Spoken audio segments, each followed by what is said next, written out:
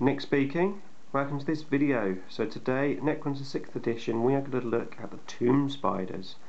So, heavy support choice and competing quite heavily with the annihilation barges. I mean, annihilation barges just bring so much to your army.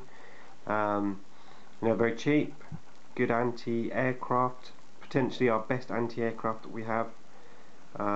Jinx cover saves, all the 6th edition goodness that you get with the annihilation barges. It makes it, you've seriously got to think about what you're going to take with tomb spiders. How you're going to take them, how you're going to work them, because if you haven't got those annihilation barges there, you've got to work with these spiders. So what do the spiders offer? What can they offer your army?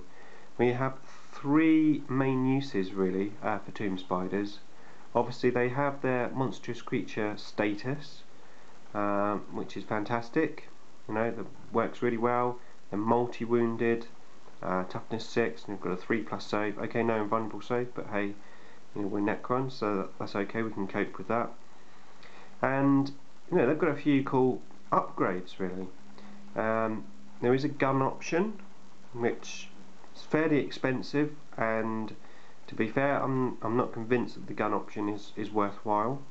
But there is also the fabricator claw, which helps basically repair vehicles. Pretty useful. I mean, you could take a single spider, have it by your vehicles, and then if you do get immobilized or weapon destroyed, you've got a chance to repair it. It's a fairly cheap upgrade as well, so that's quite good.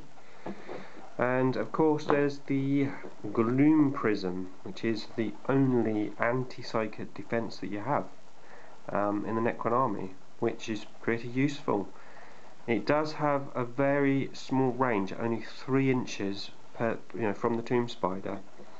So you've got to have these quite close to your units, basically, sort of probably in the middle of the units.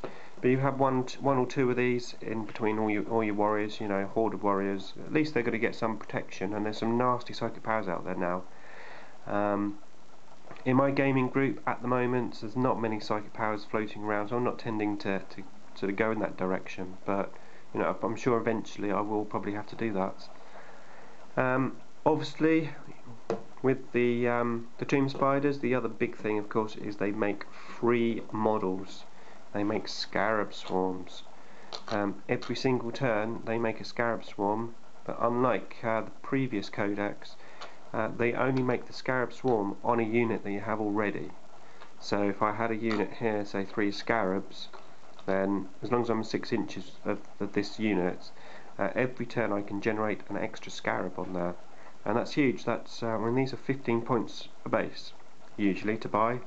So if I started here with 3 scarabs, and I had these 6 tomb spiders, and they were all in 6 inches, I could make this into a squad of 9 scarabs in turn 1.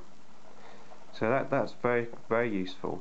But that's scarab farming, which potentially is going to be another video really. I suppose that goes under the scarab video, which I'll probably end up doing next. So back to the tomb spiders. How are we going to use these? Well, personally,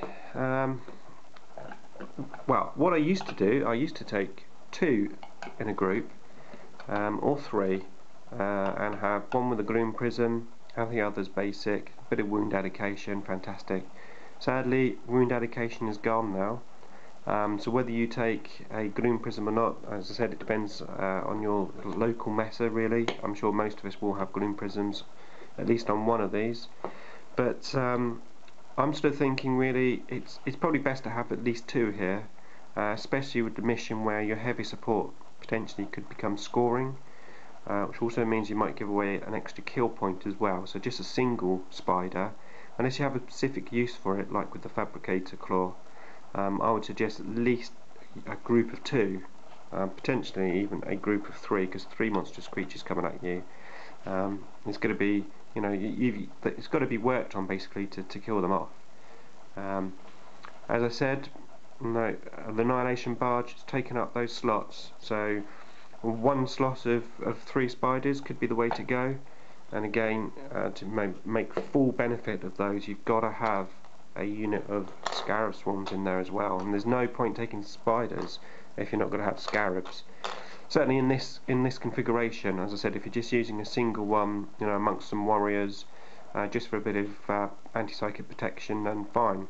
But if you're having a group of 2 or 3, then really to take full advantage of that. I mean, what's this? There's 45 points just for those, and then, you know, turn 1 there's 6, turn 2 there's 9. You know, free squad of scarabs basically, and they can just go out and just use it like a counter attack basically. There's not going to be so many vehicles around now, so although they are awesome at taking out vehicles, they're just going to be a counter attack unit basically, and just taking advantage of having free scarabs. So why not? This guy's got his scarabs like already generating down his arm. He's loving the scarab swarms. Yeah, we'll do scarabs in the next video. So that's just a few pointers really on the tomb spiders. I'm sure they're quite easily dismissed by a lot of people, just down to the fact that the Annihilation Barge is so good.